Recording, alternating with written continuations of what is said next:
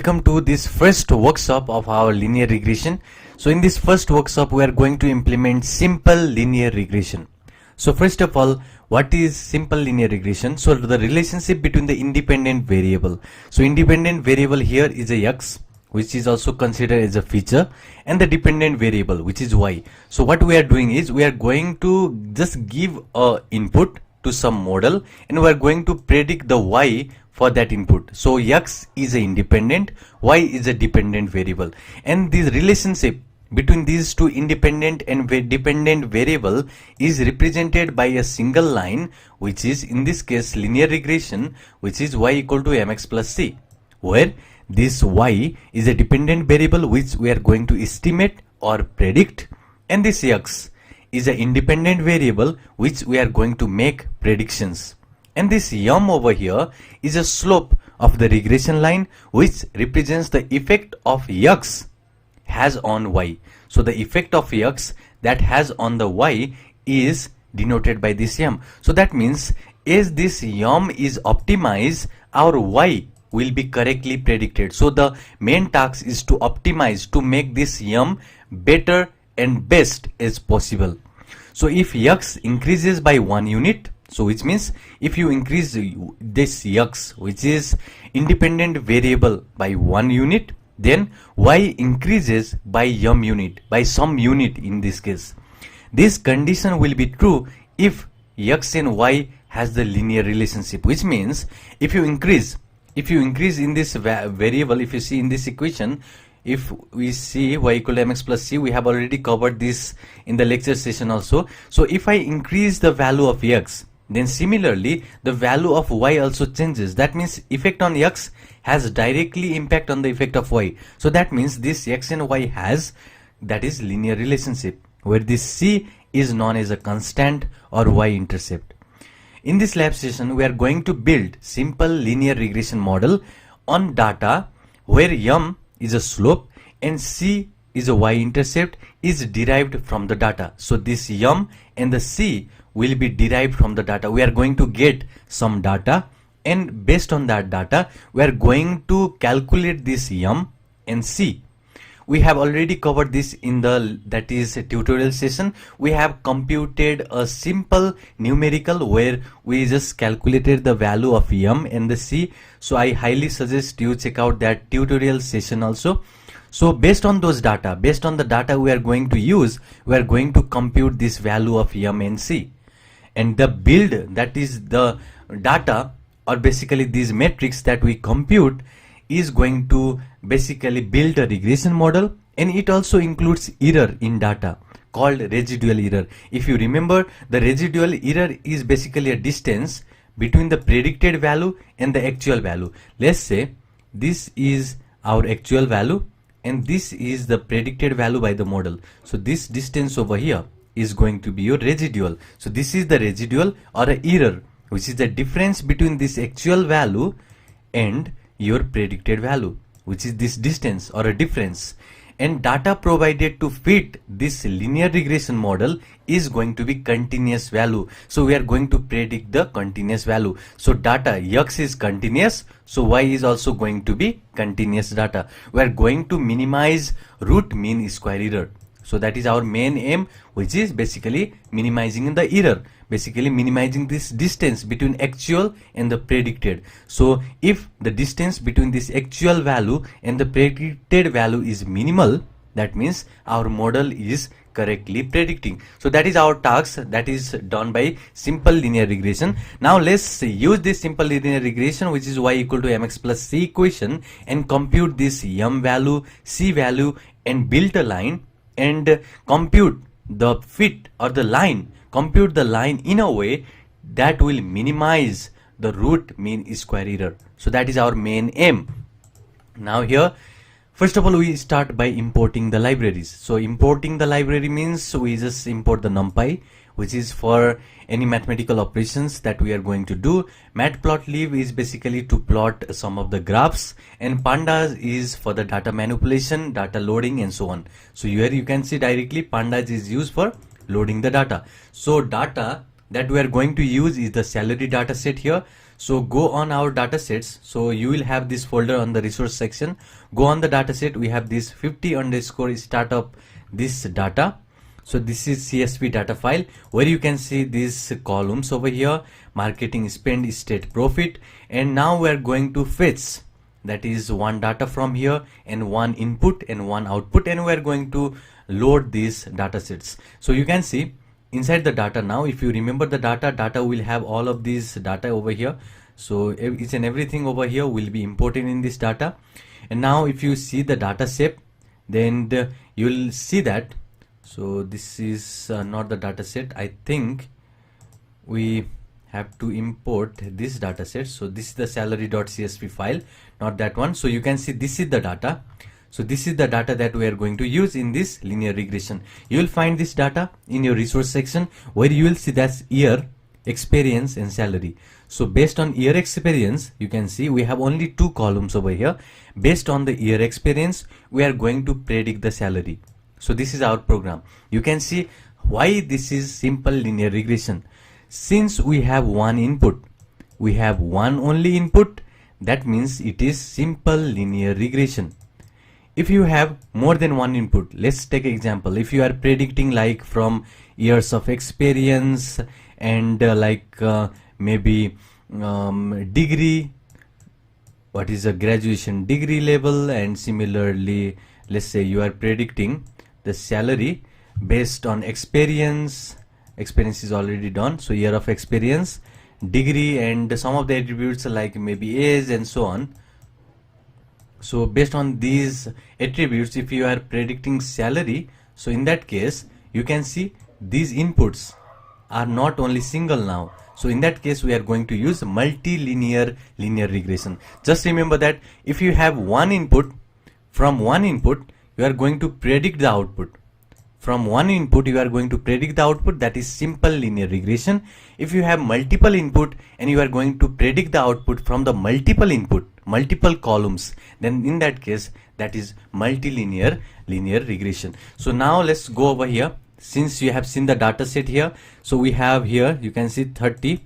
So 30 our data column, so there will be 30 columns. So you can see the data right here.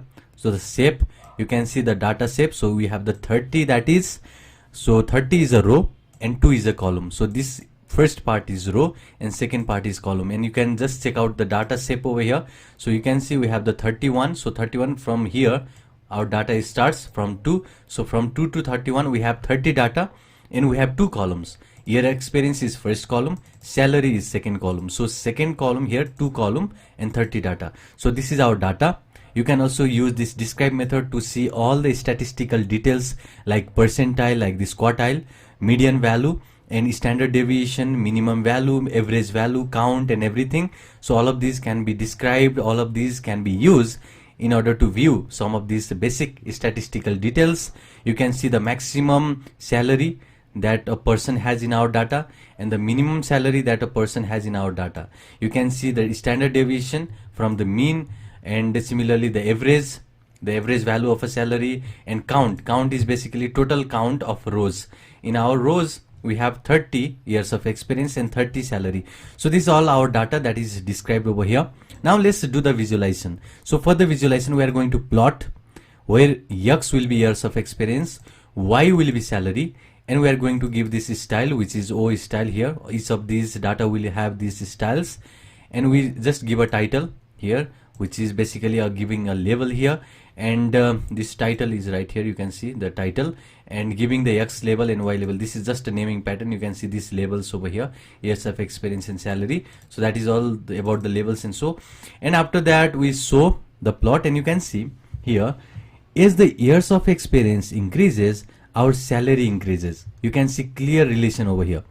You can see years of experience. So years of experience, we can see 4-year person. So the person who has 4-year experience has some, that is salary. So it has maybe between 40,000 to 60,000 salary with a 4 years experience. As the experience increases, his or her salary increases. So that means there is a linear correlation. As one increases, another increases. Here, as the X increases, which means this independent variable, as the X increases, this Y increases. So If you see this type of data, then there will be simple linear regression. This relation is known as correlation. Whenever one increases, whenever one changes, another also changes. Whenever you have 8-year salary, salary is high. As the year of experience changes, as the year of experience get lower, salary also gets lower. So you have positively correlation. As years of experience increases, salary increases. As year of experience decreases, salary decreases. So that is positive correlation. So you can see positive correlation over here. In this type of data set, we normally use linear regression. Now, why simple? Because we have only one input. So that was the reason we use linear regression, that is simple. But if you see this type of relation, whenever one increases, other also increases. So that means you use linear regression. Now, you create the line over this data. You create a line in such a way that your MSC or RMSC is minimum. So that means this error will be minimum. So you have to create a line here, which this line in our case will be model. So this line, this graph. So whenever I call now, from now on, whenever I say model, just represent it as a graph. In our case, in simple linear regression, it will be straight line. So model is this straight line. So model is nothing but the output that will be given by our this linear regression or any model. So in our case, this linear regression is going to give us this straight line. So now anything that is given by our model will be represented by this straight line. Now let's say our 6. So we are going to check how much salary will be given for this year of experience person.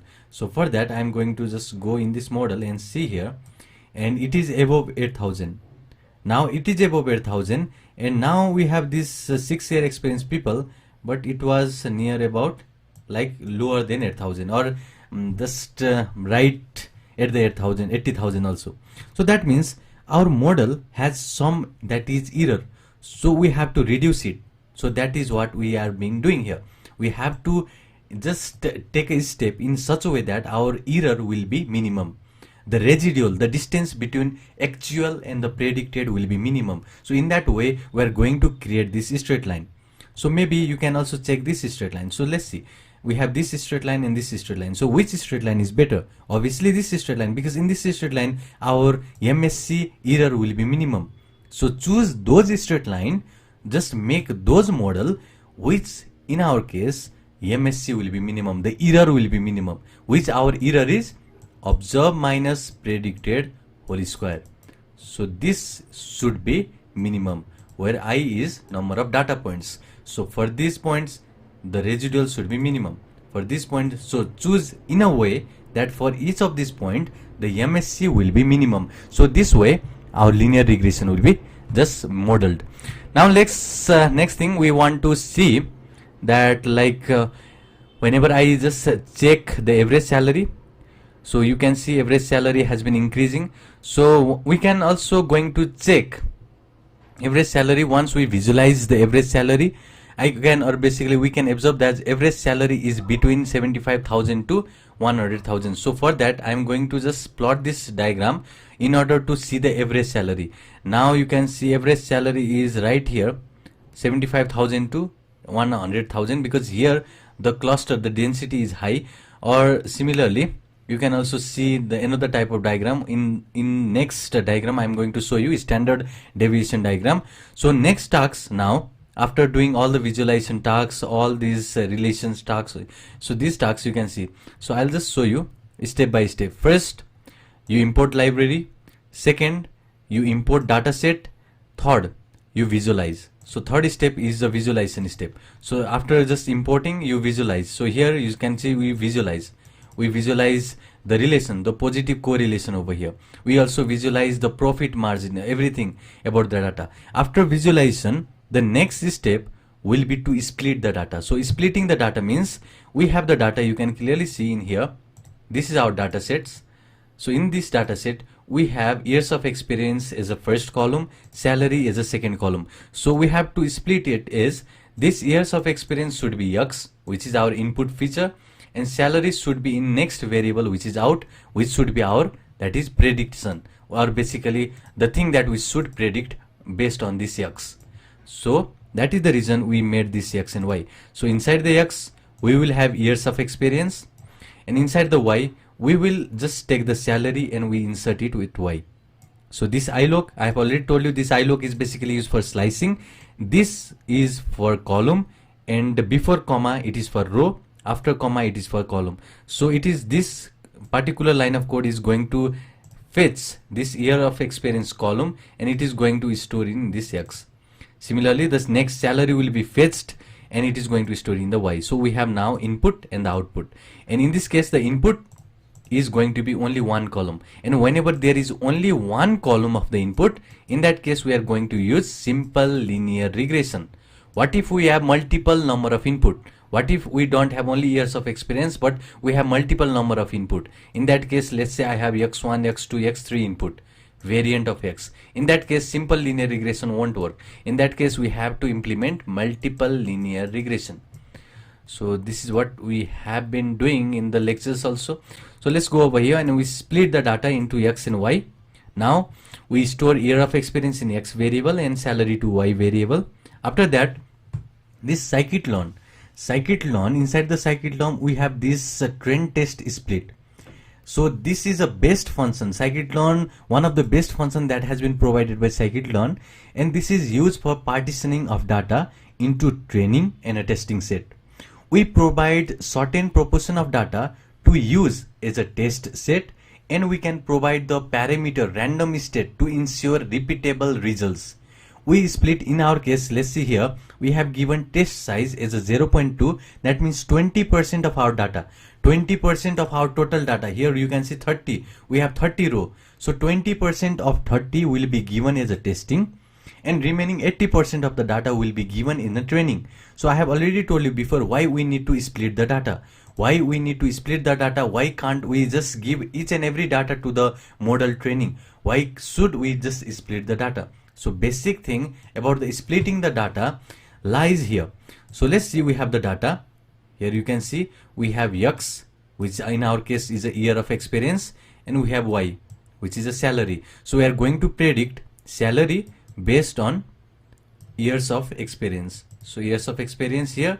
So based on this x, we are going to predict the y. So this is our task. Now here, let's say we are going to create a model. So here we are going to create a model. So just remember, whenever I tell the model, it is all about the algorithm or a graph. So in our case, the graph here we are going to use, the model we are going to use is a linear regression. So that means our graph will be straight line. So straight line is made. Now, what if the model is made and let's see, we have 30, that is total data is 30. So we have 30x and 30y. So what if I give each and every data, that is 30, to make this model? And now model is made. Now let's just test this model. This testing phase means to test whether this model is properly made or not. Basically it is an evaluation task to check whether the model can predict better or not. Now each and every data, let's take that total data is 30. We have only 30 total data, and each and every data is given while training the model. I didn't split any of our data. I just gave each and everything while training. Now in the testing process, let's say in the testing process, you give this data because we don't have any other data to test. So that means we give again this data, one of these data. Let's say I give the input of 15. So now if I give this input to 13, now this model knows each and everything about this data. Then it is going to give us 100% accuracy because it has already learned by this data. Now again you use the same data for testing, it is going to give us 100% accuracy. So this is the biased model. So model will work if the model has seen the data properly. If model gets the data that the model has not seen before, then our model accuracy will be lower. So that means we have to evaluate a model to the unseen data also. So that means we split the data. We split in a such way that we make some portion of training and we make some portion of testing. While creating a model, we use that portion that is created for testing and we make the model out of it, and in the testing process we test the remaining data which is unseen by this model to evaluate this model whether the model has worked properly or not. So this is a basic concept of training and testing. So for that reason, we give this x, which is our input, we give the y, and test size means 20% of our data will be used for testing and remaining 80 will be used for training. We give the random state to make sure that whenever we run the testing variable, then the proportion of a test set will remain the same, or basically this random state will make sure that the result will be repeatable. If you just remove this random state, that means your data will be just not persistent. So for that reason, we have to give this random state. Just check it by just removing this random state and see if the data will be repeatable or not. We want persistent data. So for that reason, we use random state, and you can see now years of experience and salary, because we have the data over here, each and everything. Now after splitting into training and testing set, now our next job is to train our algorithm. In our case, it is a linear regression algorithm. Now our